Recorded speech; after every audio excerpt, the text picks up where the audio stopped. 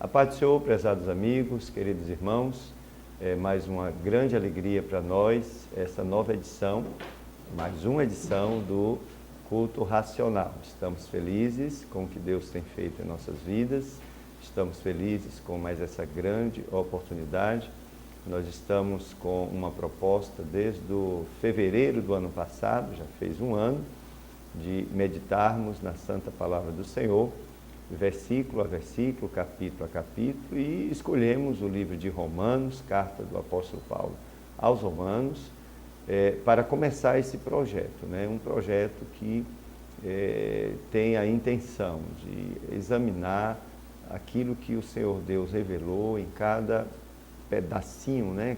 A gente está avaliando versículo por versículo, dentro do contexto, é claro, dos capítulos do próprio livro, com uma análise crítica, e fazemos também uma autocrítica com respeito à nossa fé, com respeito à prática de fé nesses dias, com base na verdade do Senhor, nos ideais do Senhor que Ele revelou na sua Santa Palavra. Esse é o projeto, e como dizemos, não temos muita pressa, de maneira que hoje ainda estamos no capítulo 3, né? Hoje vamos entrar, capítulo 3, versículo 9, do livro de Romanos, uma carta muito profunda, com doutrina cristã bastante consolidada, revelações muito grandes, né, que transformaram, digamos assim, o pensamento da época, porque o Evangelho de Jesus Cristo realmente é uma revolução que Deus faz aqui na face da terra, e nós somos os anunciadores do Evangelho de Jesus.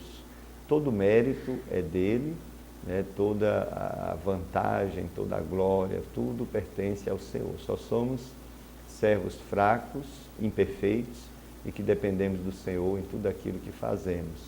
E por isso nós temos essa pretensão de convidar você para essa discussão importante. Estamos aí abertos às suas sugestões, abertos aí para você mandar seu e-mail, sua crítica, e estamos aqui nesse endereço, TV Monte Sião.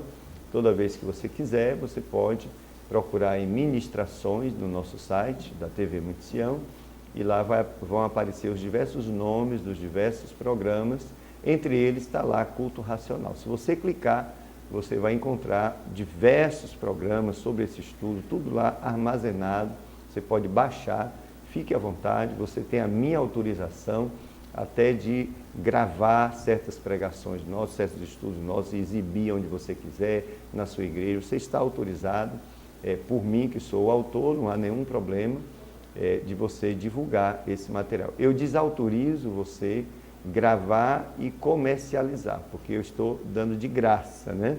Então, por favor, não comercialize, mas um trabalho que Deus, né, nos disponibilizou, e a gente está gratuitamente passando para vocês.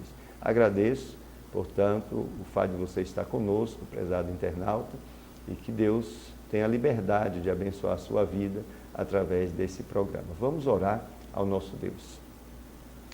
Ó Senhor, nosso Deus, estamos, Senhor, mais uma vez na Tua presença, Senhor, aqui com a Tua palavra, e diante de tantas pessoas, Senhor. Não sabemos quantas pessoas estão sintonizadas neste momento conosco, não sabemos quantas vão um dia, ao longo aí de anos, vão estar acessando este programa, mas nesse momento, Senhor, eu rogo a Ti, em primeiro lugar, que o Senhor nos perdoe os pecados, Senhor, que o Senhor nos purifique nesse momento, com o sangue de Jesus, Senhor, nos perdoe, nos habilite a andar na Tua presença, Senhor, neste momento particular, que o Teu Santo Espírito tenha toda a liberdade, Senhor, de nos orientar, de nos iluminar, Senhor, usar as nossas vidas para falar algo vindo de Ti ao coração do nosso internauta, ao nosso coração neste momento. Eu rogo, portanto, a Ti a ministração do Teu Santo Espírito, e que aquele que esteja nos ouvindo, nos vendo, seja alcançado com o poder da Tua palavra, seja, Senhor, profundamente transformado. Fale, Senhor, em nome de Jesus, profundamente em seus corações, Senhor. Sabemos que a Tua palavra é a luz para os nossos caminhos, ela nos liberta. Portanto, nos traga libertação nesse momento, É a nossa oração, meu Pai, em nome de Jesus. Amém. Então, queridos, eu queria também convidar você para uma leitura que está em Romanos capítulo 3, versículos 9 a 20. Observe que a gente vai entrar agora num novo bloco, né, dentro desse capítulo 3. E aqui está dito: pois que somos nós mais excelentes? De maneira nenhuma, pois já dantes demonstramos que tanto judeus como gregos, todos estão debaixo do pecado. Como está escrito, não há um justo, nenhum sequer. Não há ninguém que entenda, não há ninguém que busque a Deus. Todos se extraviaram e juntamente se fizeram inúteis. Não há quem faça o bem, não há um só. A sua garganta é um sepulcro aberto, com a língua tratam enganosamente, peçonha de áspides está debaixo dos seus lábios, cuja boca está cheia de maldição e amargura, os seus pés são ligeiros para derramar sangue, e em seus caminhos há destruição e miséria. E não conhece o caminho da paz. Não há temor de Deus diante de seus olhos. Ora, nós sabemos que tudo que a lei diz, aos que estão debaixo da lei, o diz, para que toda boca esteja fechada e todo mundo seja condenável diante de Deus. Por isso, nenhuma carne será justificada diante de Deus pelas obras da lei, porque pela lei vem o conhecimento do pecado. Vamos ler até aqui. E, bom, essa aqui é mais um item dentro dessa discussão que o apóstolo Paulo faz com respeito aos judeus, né? E primeiro capítulo, nós sabemos, foi feito um arrazoado sobre a situação do gênero humano, particularmente foi falado dos gentios, que eram tão criticados pelos judeus, os gentios que viviam numa depravação moral, espiritual terrível, e Paulo mostra, o Espírito de Deus através de Paulo mostra essa degradação que o pecado traz na vida do homem, essa depravação devido ao pecado original, inclusive.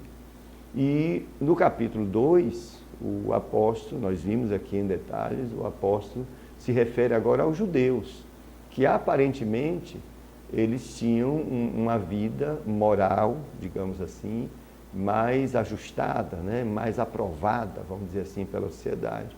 Mas o apóstolo prova que os judeus igualmente estavam em pecado devido às suas próprias práticas, não só no que se refere a pecados exteriores, ações exteriores, ao ponto de rabinos, né, viverem em adultério, e todo mundo sabendo, ao ponto dos gentios que eles criticavam, né, estarem blasfemando contra o nome de Deus por causa do testemunho de líderes de dentro do judaísmo, de líderes do judaísmo.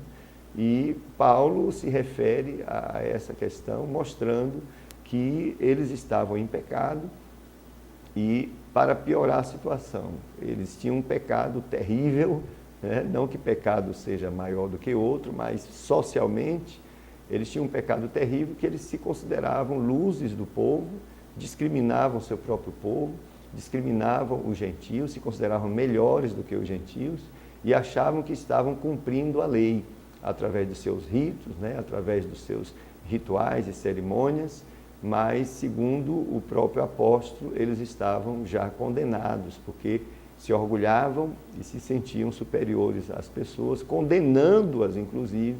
Esse era um pecado assim terrível, e todos estavam, portanto, sob essa condenação do pecado. Ali Paulo introduz a questão da circuncisão verdadeira, do judeu verdadeiro, que vai ser discutido alguns capítulos após esse aqui. Eu estou adiando essa discussão, mas já pincelamos lá no versículo 29, né, do capítulo 2. E agora, o capítulo 3 começa a criticar o fato dos judeus dizerem que eles eram superiores e que tinham vantagem, né, sobre os povos gentílicos. E uma das vantagens que eles abordavam é que eles eram um povo escolhido e eles entendiam que a sua linhagem, o fato de ser ligado a Abraão e que havia uma promessa a Abraão, portanto, o fato de serem judeus o fato de ter a raça, né?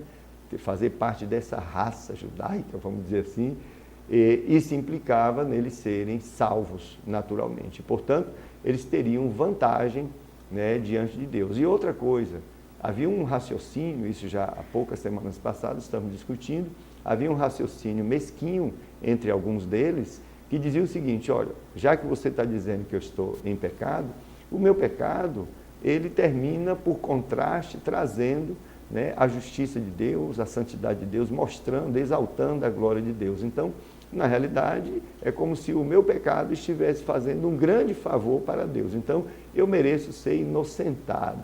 Então, existe esse pensamento mesquinho, perverso, que o próprio apóstolo, até o versículo 8, saiu discutindo e criticando, né, que isso é abominável, porque a santidade de Deus, ela não depende do pecado do homem, né? Deus é santo, e se o homem peca, não é para fazer um favor a Deus, o homem peca porque ele está corrompido.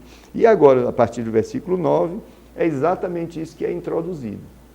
Agora é uma discussão adicional a essa, para mostrar a gravidade do pecado, né? E o texto está se referindo, de fato, à universalidade do pecado humano, uma depravação, né? Depravação que aconteceu desde o Éden, quando o primeiro Adão, né? Todos nós estávamos em Adão, e quando Adão pecou, a sua natureza se corrompeu, se depravou completamente por causa do pecado, o princípio do pecado, assume agora a diretriz da sua vida, torna aquele homem, um homem com a natureza inimiga de Deus, e afasta o homem completamente de Deus. E além disso, o pecado escraviza o homem, o pecado cada dia mais tortura o homem, o pecado, como uma bola de neve, cada dia vai acumulando pecados e mais pecados. E quanto mais velha uma pessoa fica, o seu sentimento de culpa, né, diante do seu Criador aumenta por causa do acúmulo do pecado. E é esse sentido que Paulo usa, né, nas palavras que o Espírito de Deus lhe dá, para construir uma trajetória de entendimento até mostrar o Salvador, Jesus Cristo, que é aquele que nos livra do pecado, é aquele que nos tira, além de remover, ele perdoa os pecados do homem e remove os pecados, remove a culpa. Por quê?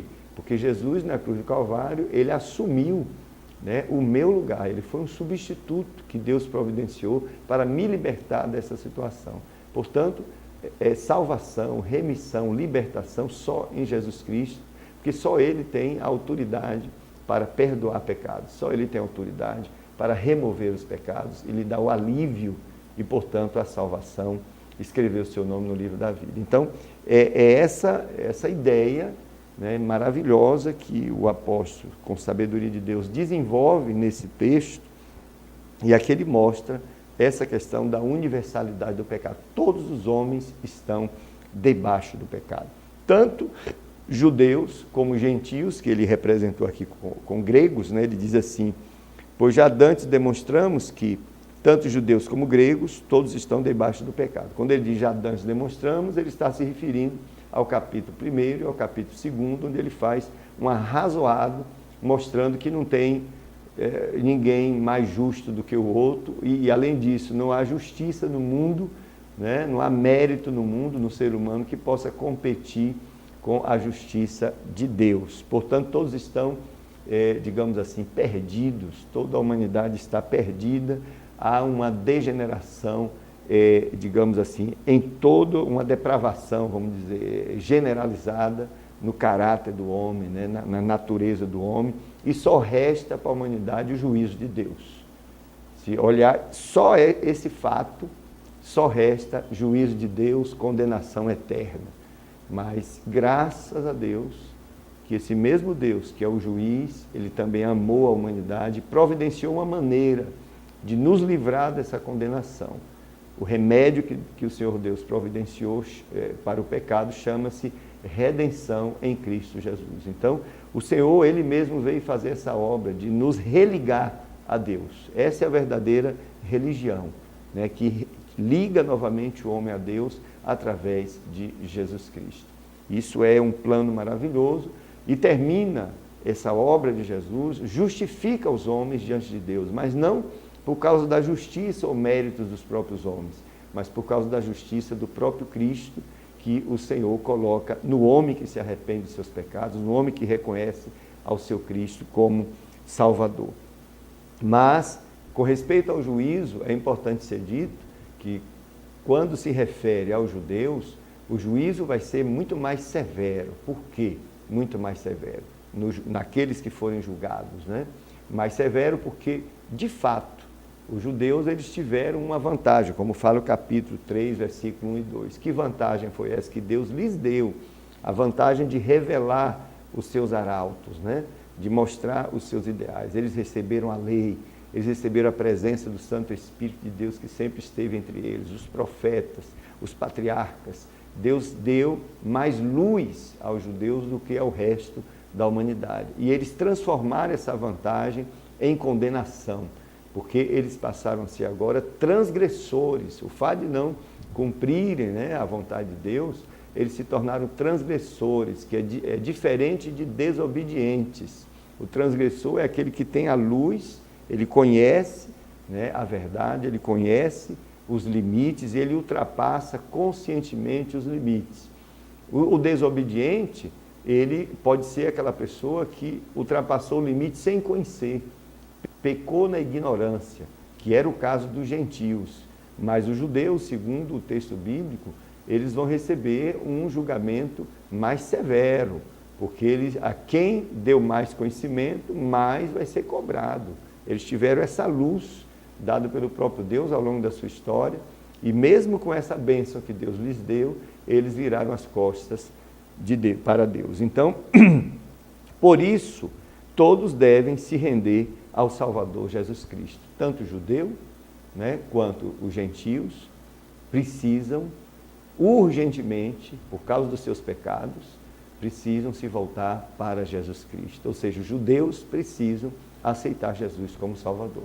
E eu quero abrir aqui um parêntese para falar para alguns irmãos que parece que não entendem exatamente essa questão, que acha que o fato de Deus escolher, né, os judeus como seu povo, que o representaria aqui na terra, como um povo que deveria ser missionário, né, para levar a mensagem de Deus aqui na terra para os demais povos, e eles falharam nisso, mas alguns irmãos acham que essa escolha é uma escolha para a salvação eterna.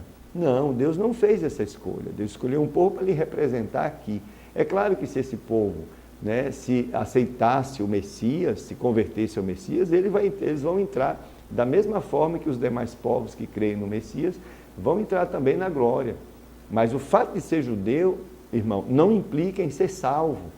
E tem igrejas aí que até transformam seus cultos em culto judaico, com símbolos e motivos judaicos. Tem igreja que tem réplica, né, da arca, que os irmãos precisam beijar aquela réplica da arca. Tudo isso é judaizar o cristianismo. E eu quero dizer que a graça não precisa de nada disso. Na realidade, o que eu e você precisamos é pregar o evangelho para o judeu, para que ele também aceite a Cristo como Salvador. Porque todos estão debaixo do pecado, segundo o que a palavra de Deus diz. Não é eu que estou dizendo, é a palavra de Deus que diz. Todos estão debaixo do pecado. Portanto, todos precisam urgentemente de salvação, de redenção. Todos. Não há ninguém melhor do que outro. Não há uma raça que, pelo fato de ser daquela raça, já está salva, que era o argumento dos judeus, e que muitos cristãos aceitam esse argumento. Mas, irmão, vamos ler a Bíblia, vamos ler o que o Senhor revelou. Todos estão debaixo do pecado. O judeu em si não tem nada que possa salvar a ele mesmo. Nada dos seus méritos, das suas práticas. O último versículo diz: por isso, nenhuma carne será justificada diante de Deus pelas obras da lei. Observe, não há como se justificar diante de Deus pela prática ou da tentativa de praticar a lei, porque pela lei vem o conhecimento do pecado. E aí, quem é que livra do pecado? Só o Filho de Deus, o Messias, que estava previsto lá, inclusive, né, nos escritos do judaísmo, e que foi rejeitado por esse povo. É claro que já tem a igreja messiânica cristã, vamos dizer assim. Eu não sei exatamente a terminologia, mas é uma igreja composta de judeus que reconheceram Jesus como Messias. Essa igreja vem andando aí, é presente, tem até programa de TV em algumas TVs, em algumas rádios, você encontra de irmãos judeus que realmente se converteram, né? Que é o caso da igreja primitiva, que tinha muita gente, muitos judeus que se converteram e, junto com os gentios, formaram a igreja. Tá? Essa igreja particular que eu me refiro agora é de uma comunidade judaica que realmente reconhece Jesus como Salvador. Ainda tem alguns ritos lá judaicos, mas tem Jesus como Salvador e isso basta. Então, mas o fato é, está revelado aqui que todo o gênero humano se depravou, está em pecado. Não há como se chegar diante de Deus, a menos que o próprio Deus não nos leve a Ele. Se o Senhor não nos levar a Ele, pelos seus próprios méritos, pelos seus próprios recursos, jamais vamos chegar com os nossos méritos, com os nossos argumentos diante de Deus, porque nós somos fracos. Já nascemos sob condenação. Já nascemos, né, com a natureza depravada, corrompida, que é inimiga de Deus. E nós já nascemos condenados por causa disso. Não somos condenados por causa dos pecados que praticamos hoje, mas porque já nascemos com a natureza inimiga de Deus e afastada de Deus. Os pecados que praticamos hoje são produto, claro, dessa natureza que está em nós. E aí, no momento do julgamento, aqueles que não têm Jesus como o seu advogado, eles vão ser julgados suas obras, como nós já abordamos aqui, e haverá rigor maior ou rigor menor, dependendo desse nível aí de pecados, né, que eles praticaram, mas já estão condenados. O problema é a punição do juízo, que vai variar aí de pessoa para pessoa, de acordo com as obras que praticam. Aqueles que creem em Jesus não serão julgados, né? Já estão com seu nome escrito no livro da vida, estão sob o mérito, ou sob os méritos do próprio Cristo, né? Não estão sob os méritos próprios, aí eles já são condenados. Mas os que estão sob os méritos do próprio Cristo serão arrebatados, vão entrar na presença do Senhor, suas obras serão julgadas não para condenação, mas para aquisição de prêmios, que chamamos de galardão. A Bíblia não diz exatamente o que é, mas as nossas obras serão julgadas para efeito de galardão. Isso é o que a obra de Cristo faz, né? Todos estão dominados pelo pecado. O texto fala exatamente isso. Há um domínio do pecado. Debaixo do pecado, diz que o pecado afastou o homem de Deus, todos nós sabemos. O pecado condenou o homem à morte eterna. E o pecado, sabemos, escraviza, domina e tortura a humanidade.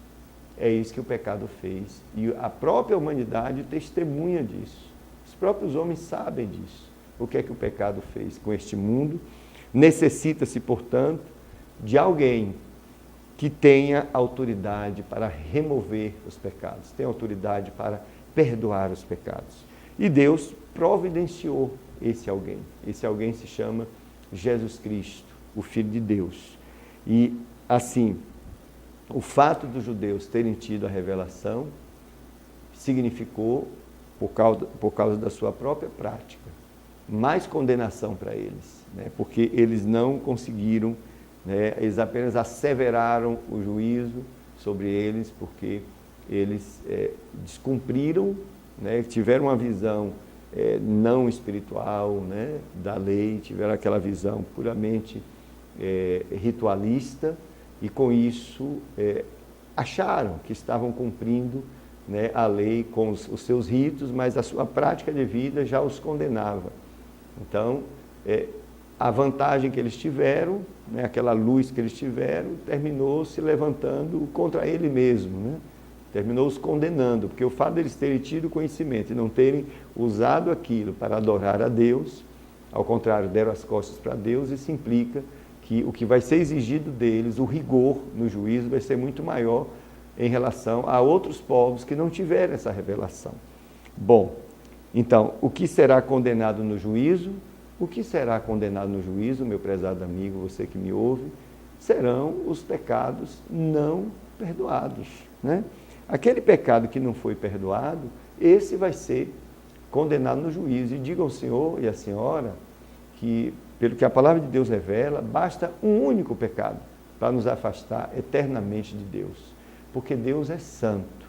Então, eu preciso ter os meus pecados, né, perdoados. Eu preciso urgentemente buscar o Salvador que Deus providenciou pela sua infinita misericórdia. E através desse Salvador é que nós vamos chegar na presença de Deus. E, portanto, não podemos chegar no juízo, no julgamento, diante do ser eterno, cheio de pecado, ainda que seja um pecado, porque o juízo vai condenar aquele pecado na presença de Deus. Então é importante que entendamos o Salvador, o seu objetivo, que é nos livrar dessa condenação, tá? Bom, e parece, pelo que a história mostrou e pelo que está revelado aqui, que os judeus não alcançaram o arrependimento verdadeiro, né? Eles, apesar de viverem naquele ritualismo, em todo aquele cerimonial, mas o arrependimento verdadeiro que transformaria suas vidas, eles não alcançaram.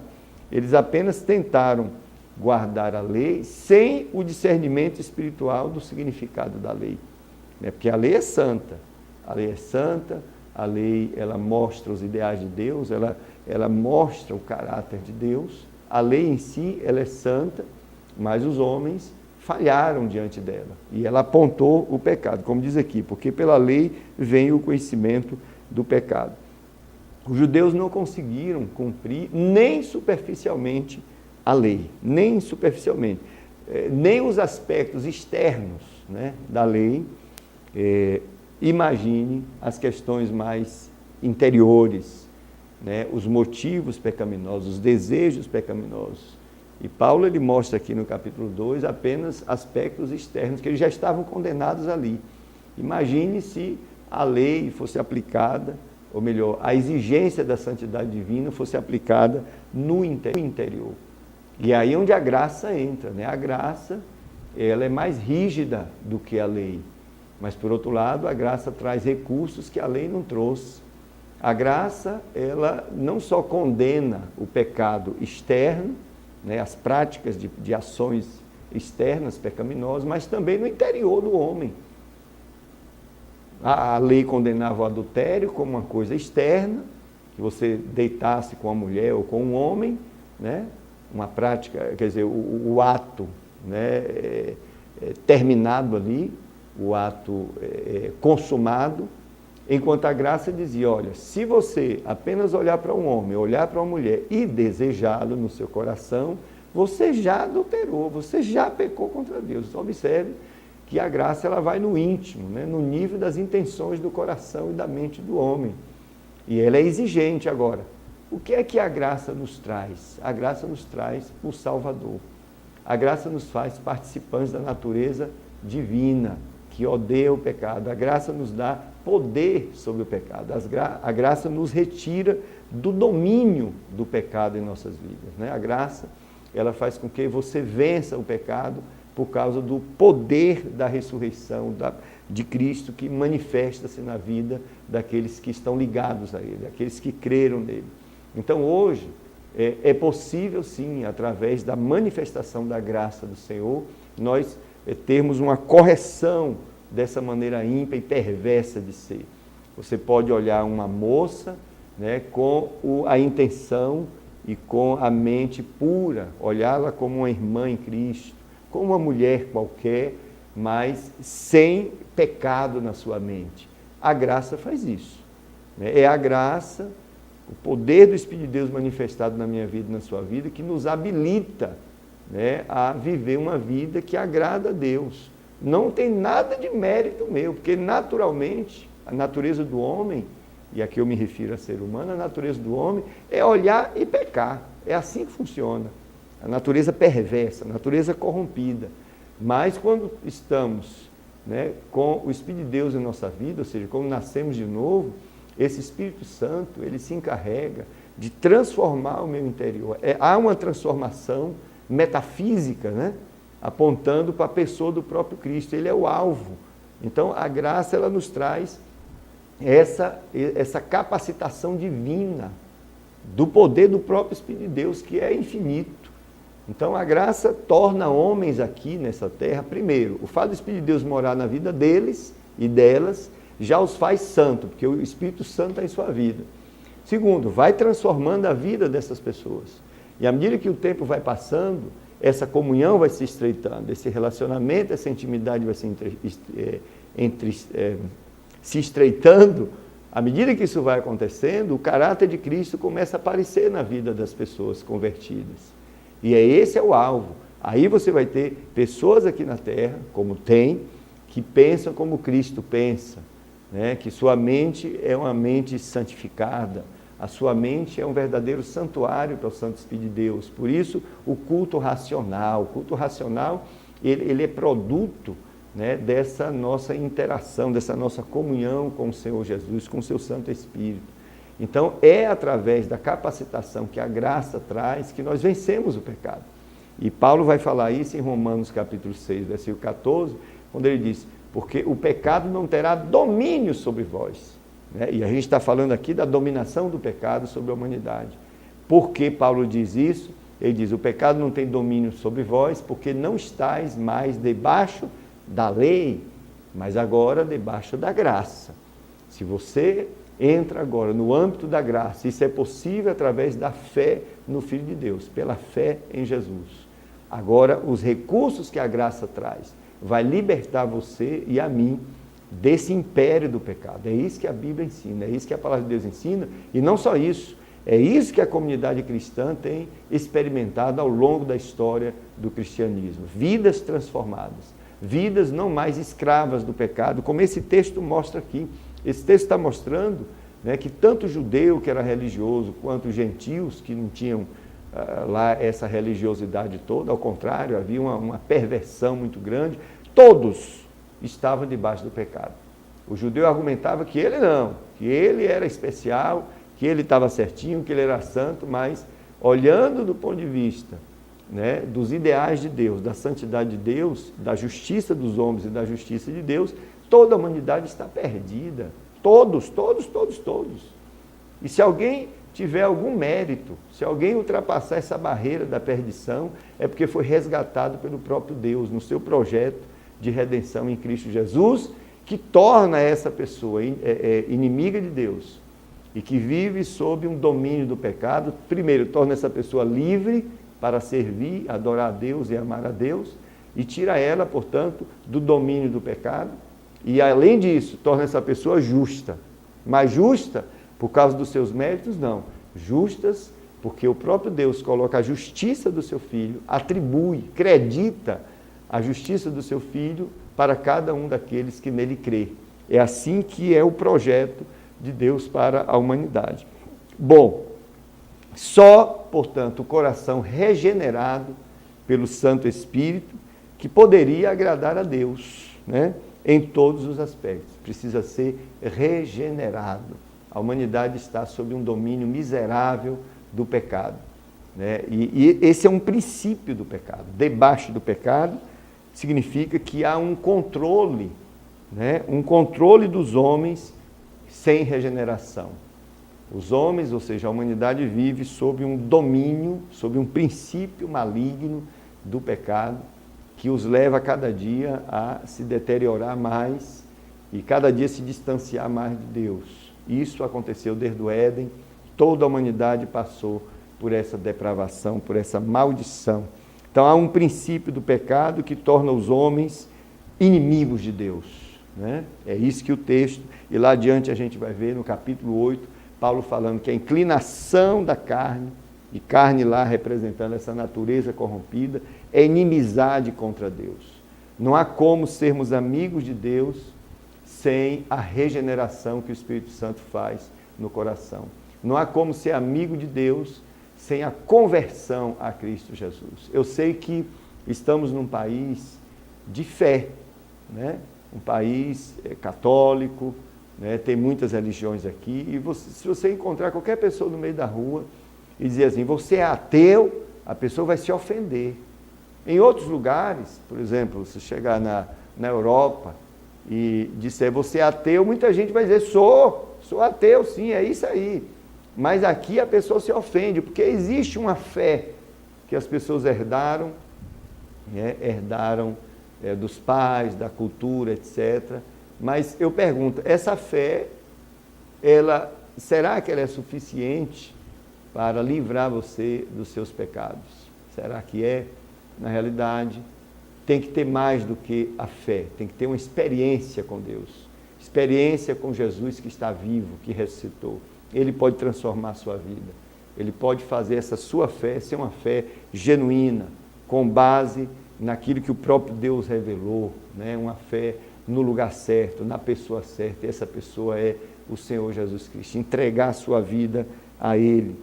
A humanidade, portanto, está cativa dessa depravação, e não há como, com seus próprios recursos, com seu próprio poder, não há como se livrar dessa condenação, dessa depravação, desse império, desse domínio sobre sua vida. Você pode ter dinheiro, você pode ser famoso, você pode ser quem for, ter o que for.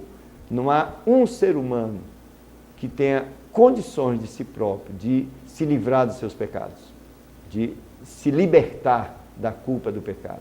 Mas Deus já deu uma esperança para nós. Deus não enviou seu Filho.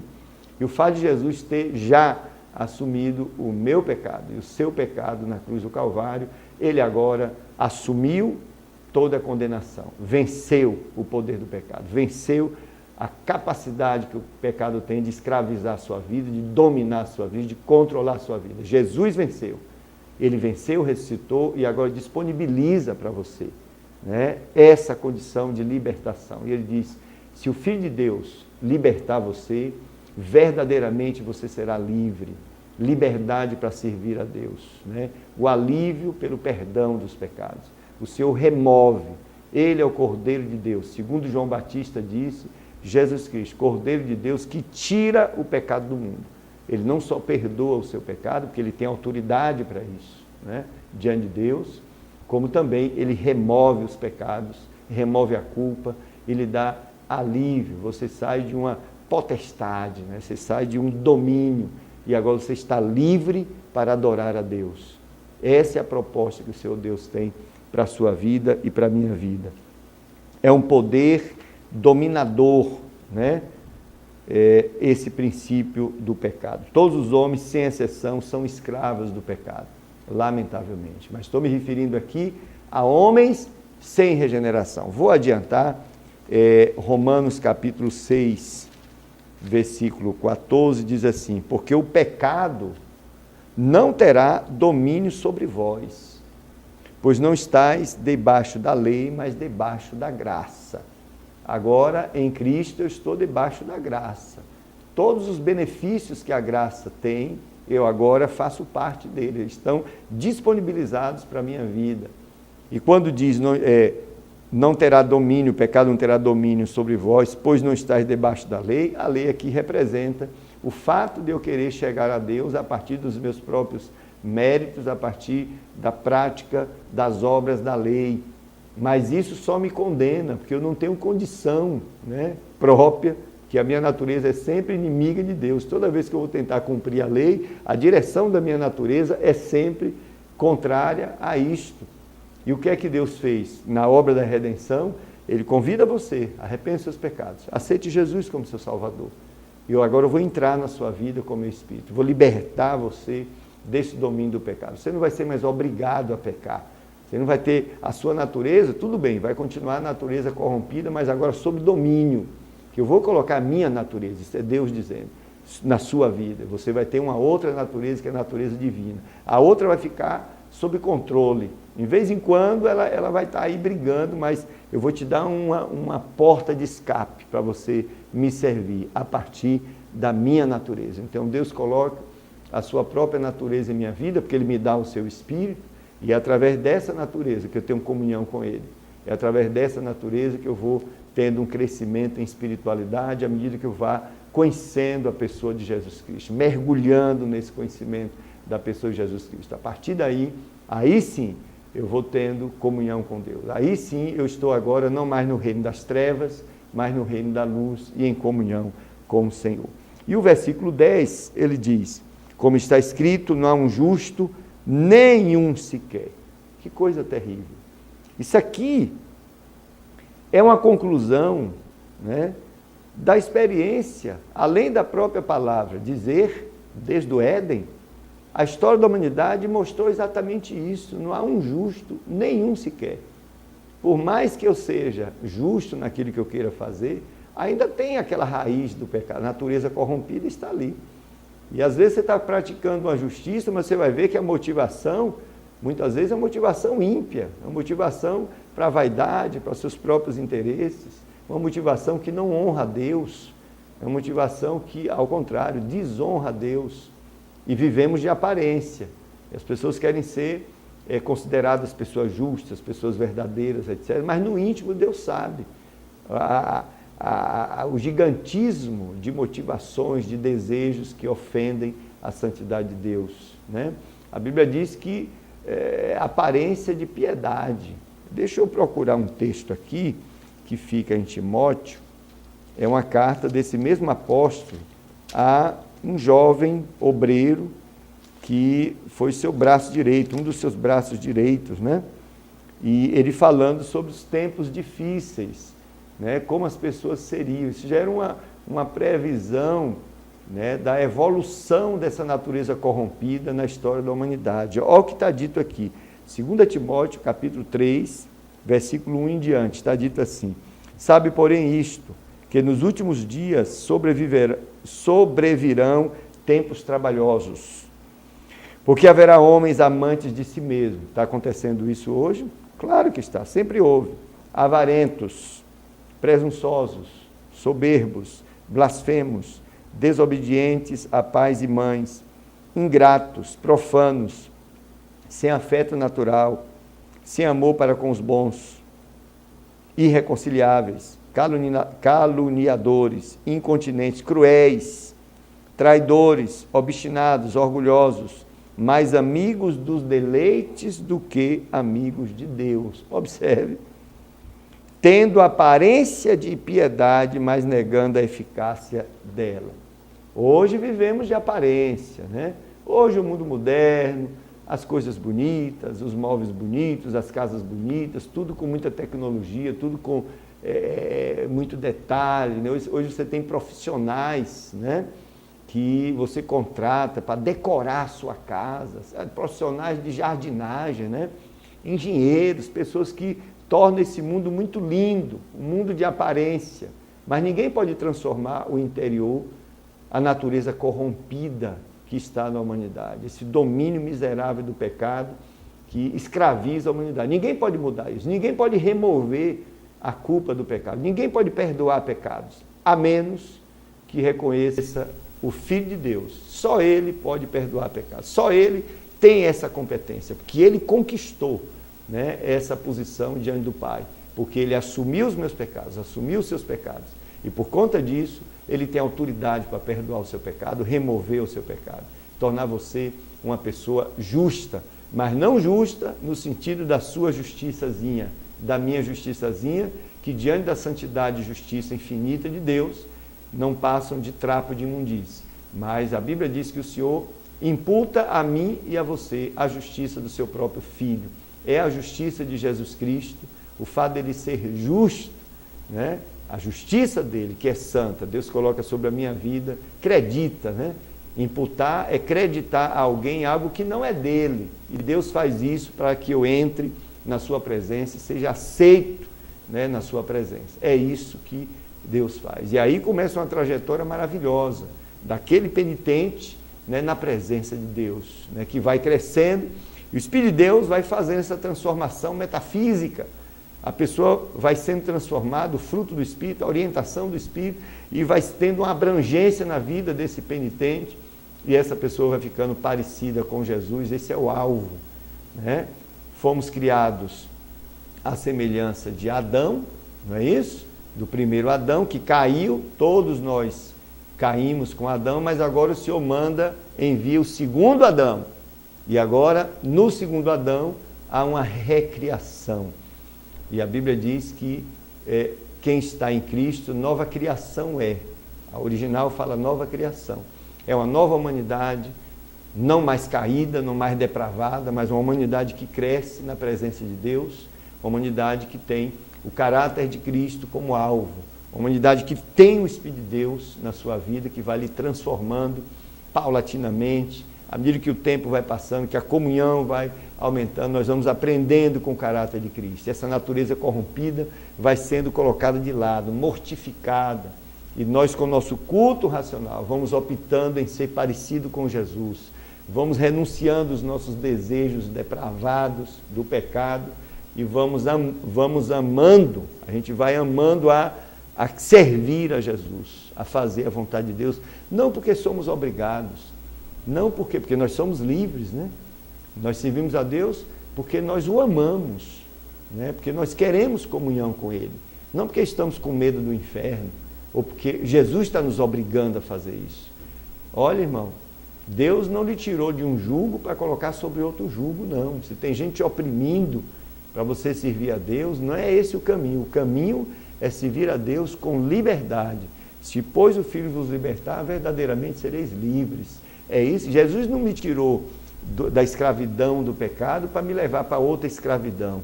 A salvação que Ele me deu foi essa. Me tirou da escravidão do pecado, do diabo e do mundo e me tornou livre para que eu, com voluntariedade, com meu culto racional, eu faço uma opção livre de servir a Deus, uma opção livre de ter um relacionamento com Ele, porque eu o amo. É um relacionamento de amor o que Deus propõe para a minha vida e para a sua vida. Então, quando somos examinados segundo o padrão de Deus, a nossa justiça demonstra ser depravada, tá? Há sempre pressão que nos torna injustos diante de Deus. Por isso que Paulo diz no versículo 10, não há um justo, nenhum sequer. Já citando o Antigo Testamento, para dar autoridade, inclusive, diante dos judeus, né, daquilo que ele estava falando. Em Cristo podemos ser não só inocentes, sendo inocente não é o bastante, né? Como Adão era inocente, mas não está dito que Adão praticava uma bondade de uma forma positiva, vamos dizer assim. Ele não tinha essa habilidade, né? Não havia essa condição em Adão. Mas em Cristo, nós podemos ser não só inocentes, mas também participantes da natureza e da santidade do próprio Deus. O Espírito de Deus injeta na minha vida a santidade do próprio Deus. Participantes dessa santidade, dessa natureza divina, né? Como isso acontece? Através dessa transformação moral e metafísica, segundo a imagem de Cristo. O Espírito de Deus faz isso, né? Mediante a obra do Espírito Santo. A lei, ela não prometia isso, né? A lei não tinha essas capacidades, nem podia dar essa bênção. A lei apenas mostrava o caráter de Deus, mas não dava ao homem esta bênção, não lhe dava essa possibilidade. Em Cristo veio isto. Através de Cristo veio essa possibilidade da transformação da minha vida e da sua vida, segundo o caráter do próprio Cristo, segundo o caráter do próprio Deus. Então, daí a necessidade, meu querido, talvez você esteja querendo, eu estava conversando com um colega de trabalho, e ele disse, não, mas eu não ando fazendo mal, eu não pratico mal e tudo. E eu disse, olha, você tenha cuidado com esse seu pensamento, que é um pensamento em busca dos seus próprios méritos diante de Deus. Aí eu perguntei a ele, a sua justiça, essa sua justiçazinha aí, que você está dizendo que não pratica o mal, só faz o bem, você acha que ela pode competir com a justiça de Deus? Com o critério do padrão de Deus, dos ideais de Deus? Você acha que a nossa salvação, a nossa libertação, seria por causa das nossas obras? Por causa do fato de eu fazer o bem? O nosso bem já está contaminado com o mal, com a má intenção, com injustiças internas, com intenções e motivações pecaminosas. Não fique achando, meu prezado amigo, que nós recebemos a bênção da salvação, a bênção da libertação, porque nós merecemos. Ninguém é merecedor, todos nós pecamos, todos nós estamos perdidos, depravados, espiritualmente falando.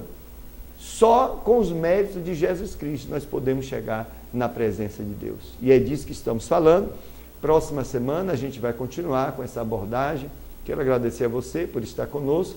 Quero dar a paz do Senhor para todos e até a próxima semana. Deus te abençoe.